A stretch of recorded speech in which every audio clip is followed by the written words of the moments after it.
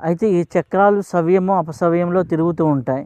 ఈ చక్ర అలైన్మెంట్ అనేది జరగాలి అంటే ఎటువంటి శ్వాసక్రియను కలిగి ఉండాలి? ఫస్ట్ ఇడా పింగళలో సహజంగా తీసుకొని కుంభకాన్ని సాధన చేస్తూ చేస్తూ చేస్తూ పోయి కుంభక స్థాయిని పెంచిన తరువాత మూలబంధము, ఉడ్డియాన బంధము, జాలంధర బంధం అనే 3 బంధాలు వేసినప్పుడు గాలి ఇడా పింగళలలోకి పోలేక ముందేమో పోయే ప్రయత్నం చేస్తుంది. పైకి రాగానే జాలంధర బంధం వేసాం కాబట్టి పైకి పోలేదు, కిందికి పోతామంటే మూలబంధం వేసాం కాబట్టి పోలేదు. ఈ రెండిట్లోకి పోలేక తాను ఎక్కడి నుంచి ఆరంభమవుతుందో ఆ మూలాధారం కిందికి పోతుంది. ఈ రెండు అక్కడ గాలిని వదిలినప్పుడు అక్కడ ఉన్నటువంటి సుషుమ్నల్లోకి ఈ యొక్క కుండల్ని యాక్టివేట్ అవ్వడం అనేది నా హవాను ఇరికలేక గాలిపోతుంది. అది పోయినప్పుడు ఆ కన్నాన్ని సగం మూసిపెట్టినటువంటి ఈ కుండలిని సర్పపు తలకు ఆ గాలి తగులుతుంది. సర్పం పడిగ మీద చేయి వేయంగానే పడిగ లేపుతుంది కదా, అప్పుడు కుండలి జాగృతం అవుతుంది. ఇది not in one day. First కుంభక సాధన అనేక దినాలు చేసి ఆ కుంభక సాధనలో నిష్ణాతులు అయినాక మూలబంధము, ఉడ్డియాన బంధము, జాలంధర బంధాలను వేస్తూ ఇంకొన్నాళ్ళు సాధన చేస్తే అప్పుడు మాత్రమే ఆ కుండలిని యాక్టివేట్ అయ్యేదానికి ఆస్కారం ఉంది. అటు కాని పరిస్థితిలో గురు కటాక్షం ఉండి ఆయన దృష్టిపాతంతో కానీ తన మనస్సంకల్పంతో కానీ హస్తమస్తక సంయోగం ద్వారా కానీ మీలో క్షణాల్లో కుండలిని యాక్టివేట్ చేయవచ్చు. ఆ విధంగా చేయడం ఒక విధంగా ప్రమాదం కూడా.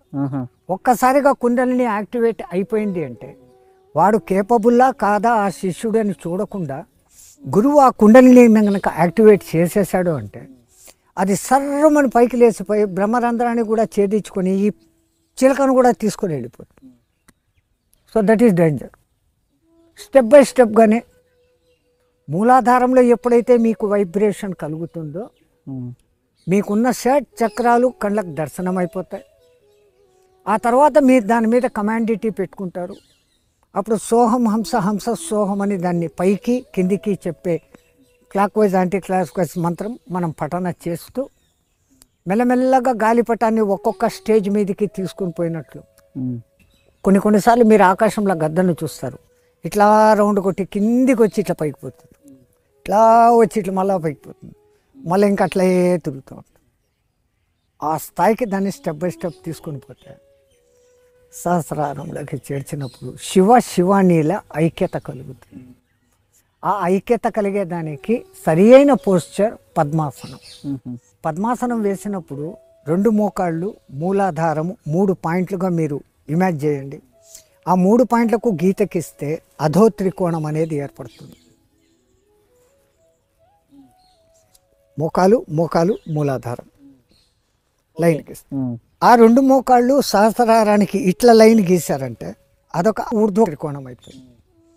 శ్రీచక్రంలో ఊర్ధ్వ త్రికోణాలు అయినటువంటి 4 శివ సంకేతాలు, 5 అధో కోణాలు అమ్మవారికి సంకేతాలు.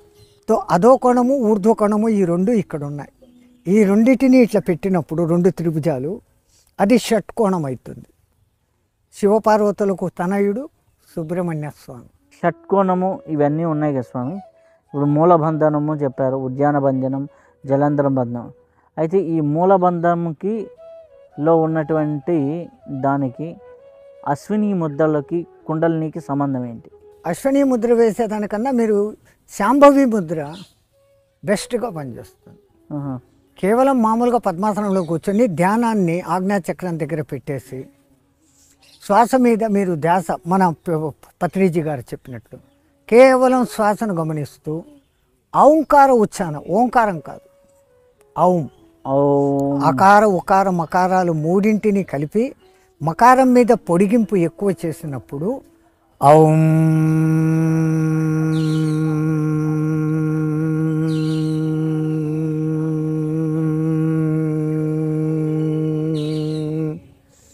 భ్రమణనాదంగా ఫస్ట్ వినపడుతుంది. పోను పోను పోను ఈ భ్రమణనాదము హృదయనాదంగా అనుసంధానమైంది. అప్పుడు హృదయనాదం అనుసంధానమైందంటే సృష్టి ఆరంభం మొదట శబ్దంతోనే. ఆ శబ్దమే ఢం ఔం. దీంతో అది అనుసంధానం అయిపోయిందంటే అదే జీవాత్మ పరమాత్మ ఐక్యానుసంధానం. సృష్టి నువ్వే సృష్టిగా ధ్వని ద్వారా లయం అవుతావు. అక్కడ ఇంకా నేను లేదు, సృష్టి లేదు. ఆ రెండు అనుకునేదానికి ఇక్కడ ఉన్నాం కాబట్టి ఈ రెండు కనపడతాయి. అవి లేనప్పుడు క్రియా యోగం అంటే ఏంటి? క్రియాకి కుండలినికి ఉన్న డిఫరెన్స్ ఏంటి? క్రియాయోగంలో కేచరి ముద్ర పెట్టాల్సి వస్తుంది. అది కఠినమైన ముద్ర, నాలుకను అంగుష్టానికి తగిలించేంత వరకు ఆ ముద్రలు పెట్టడము. ఇంకా కొన్ని రకాల ముద్రలు ఉన్నాయి. ఆ తర్వాత శరీర అంగశుద్ధి లాంటివి ఉంటాయి. కఠినమైన కొన్ని ఆసన వ్యవస్థలు ఉంటాయి.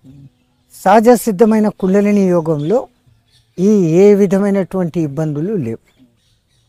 కానీ అక్కడ ఉన్న ఒకే ఒక చిన్న రిస్ట్రిక్షన్, పద్మాసనంలో కూర్చోవాలి. క్రియాయోగంలో మొదట నేర్చుకున్న ఆసనాల తర్వాత మీరు ఎక్కడ ఏ పొజిషన్లో కూర్చొని అయినా కానీ క్రియాయోగాన్ని సాధించుకోవచ్చు. ఎందుకంటే మీ బాడీని ఆ విధంగా ముందే ప్రిపేర్ చేసేసారు. కుండలిని యోగంలో పద్మాసనం రహస్యం మీకు నేను చెప్పాను. ఈ 2 మోకాళ్ళ పాయింట్లు మూలాధారము, అదో కోణము. 2 మోకాళ్ళ పాయింట్లు సహస్రారానికి ఒక లైన్ గీస్తే, ఊహారేఖ గీస్తే అది ఒక ఊర్ధ్వ కోణం. ఈ శివానీల సంయోగంతోనే 6 చక్రాలు ఏర్పడతాయి. ఒక త్రికోణం మీద ఒక త్రికోణం ఇట్లా పెడితే షట్కోణం ఏర్పడుతుంది. అదే శుక్రాచార్యునికి సింబల్. నవగ్రహాలలో శుక్రాచార్యుని సింబల్ 6 చక్రాలు ఉండేది. శుక్రము అంటే పురుషుడి వీర్యం. పరమశివుడు ఆ భర్గుణ్ణి మింగటంతో ఆయన కడుపులో కొన్ని నెలలు సంచారం చేసి వీర్యం ద్వారా బయటకు వచ్చినాడు. అప్పటి నుంచి ఆయన పేరు శుక్రాచార్యుడు అని ఉంది. మనకు వేదంలో కథ ఉంది. అందుకే శివానీలు ఆ విధంగా కలిస్తే పద్మాసన స్థితిలో కింద ఉన్న కిండల్ని పైన సోముడు అనే పేరు మీద ఉన్నటువంటి ఉమా సమేత సోముడు అంటే శివుడు. సోముడు అంటే మనం చంద్రుడు అనుకుంటాం. ఉమా సమేతుడు సోముడు. ఇక్కడ కుండలిని. ఈ అమ్మవారు ఆయన కలుసుకుంటే అక్కడ పుట్టేది సుబ్రహ్మణ్యుడు. అంటే ఈ పుట్టుకకు కారణం సుబ్రహ్మణ్యుడు అంటే 2 రకాల అర్థం. మనలో ఉన్న షట్చక్రాలు, అక్కడ ఉన్నటువంటి ఈ కుండలిని శక్తి, వీరి శుక్ర కణం. సృష్టి ఇట్లా ఎలాబొరేట్ అయి ఆ ఒక్క కణము ఆ ఆడవారి అండముతో కలిసి పిండము అనే 3వ రూపులోకి ధరిస్తారు.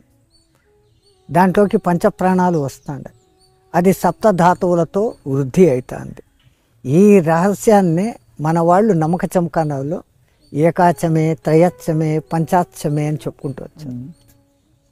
ఆ విధంగా ఈ ఒక్క వీర్యకణం 39 ముఖ్యమైన శరీర వివిధ అంగాలుగా మారుతుంది. ఊపిరితిత్తుల కణాలు వేరే, పేగుల కణాలు వేరే, చర్మ కణాలు వేరే, ఎముకల కణాలు వేరే, మృదులాస్థి వేరే. ఎన్ని రకాలుగా ఉంది ఇక్కడ. కాలేయ కండరాలు వేరే, గుండె కండరాలు వేరే. ఇటువంటి ముఖ్య అవయవాలు 39గా ఆ ఒక్క కణమే మారుతుంది. ఏకానేకో హమస్మి అని ఆయన చెప్పిన మాటకు ఇక్కడ దీనికి అదే అర్థం. విశ్వంలో ఆయన ఇంతగా ఎంత వ్యాప్తి చెందాడో ఒక్క కణము ఒక 2.5 కేజీ బిడ్డగా పూర్తి ఆకారం తల్లి గర్భంలో 9 నెలలు వివిధ బయటకు వస్తున్నాడు. ఆయన ఏం చేస్తున్నాడో మనము అదే చేస్తున్నాం. ప్రజాపతిభ్యః. ఇంకా క్లియర్గా ఆత్మే పరమాత్మ అనే దానికి ప్రత్యక్ష నిరూపణ కుండలిని యోగ సాధనలో ఎక్కడ ఉంది అంటే మూలాధార స్వాధిష్టానాలు రెండింటినీ కలిపి బ్రహ్మగంధి అని పిలుస్తాం. లింగస్థానంలో బ్రహ్మగంధి ఉంది. బ్రహ్మగంధి, విష్ణుగంధి, రుద్రగంధి. బ్రహ్మగంధి ఏం చేస్తుంది? స్త్రీ పురుషులలో కలయిక ద్వారా సృష్టి అనేది జరుగుతూనే ఉంది. బ్రహ్మ పని అది గాడ్లో G, generation, organisation, destruction, god. This same here it is happening. మీలో కూడా మూలాధార స్వాధిష్టానాలు రెండింటినీ బ్రహ్మగంధి అని పిలిచారు. ఆ తర్వాత మణిపూరక అనాహతాల్లో ఆర్గనైజేషన్. ఎందుకంటే తిన్న అన్నమంతా జీర్ణమైతాంది మణిపూరక చక్రం. అహం వైశ్వానరో భూత్వా ప్రాణిన దేహమాశ్రిత అని అక్కడ చెప్పబడిన వైశ్వానరాగ్ని రూపంలో ఇక్కడ ఉన్నాడు. ఈ ప్రాణవాయువు సంచలనం, వాయువు తీసుకోవడం వదలడం అనే క్రియలు ఇక్కడ జరుగుతూ ఉన్నాయి. ఇదంతా విష్ణువు చేసే పని. కంఠనాళాల దగ్గర నుంచి మన ఆహారం లోపలికి పోవటం కానీ వాయు ప్రసరణ కానీ జరుగుతుంది. ఈ వాయు ప్రసరణ బంద్ అయితే ప్రాణం లయం, అది రుద్రత్వం. ఈ మూడింటిని కంట్రోల్ చేస్తూ ఎవరు ఇక్కడ ఉన్నారు? సదాశివుడు, పరమేశ్వరుడు, ఇంకా దానికి ఏమైనా పేరు పెట్టండి, పరాశక్తి, విశ్వశక్తి, universal, whatever the name that you mention. ఆ ఒకటి ఇక్కడే, ఇది మనలోనే ఉంది. We are the short form of the entire universe. 10,000 కోట్ల నక్షత్రాలు మన మిల్కీ వే గెలాక్సీలో ఉంటే 10,000 కోట్ల న్యూరాన్లు మన మెదడులో ఉన్నాయి. అక్కడ 9 గ్రహాలు తిరుగుతుండే, మనకు నవరంధ్రాలు ఉన్నాయి. కంపారిజన్ ఉంది. పంచభూత తత్వాలు మనలో ఉంది. శబ్దతత్వం ఇక్కడ ఉంది, అగ్నితత్వం ఉంది, వాయుతత్వం ఉంది, జలతత్వం ఉంది. We are short form of the universe. అండాండ, పిండాండ, బ్రహ్మాండ అంతే. అండాండంలో నుంచి పిండాండం, పిండాండం నుంచి అండాండంలోకి వచ్చి అండాండం నుంచి బ్రహ్మాండంలోకి పోతా ఉన్నాం.